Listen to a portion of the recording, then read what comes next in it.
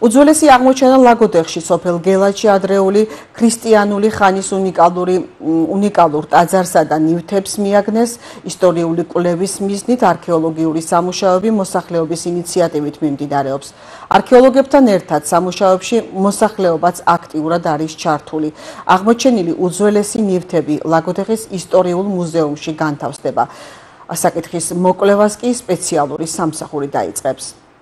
ჩვენს მუნიციპალიტეტში სოფელ გელაჩის სასაფლაოს ტერიტორიაზე არქეოლოგიური გათხრების შედეგად აღმოჩენილია უძველესი ადრეული ქრისტიანული ხანის სამლოცველო.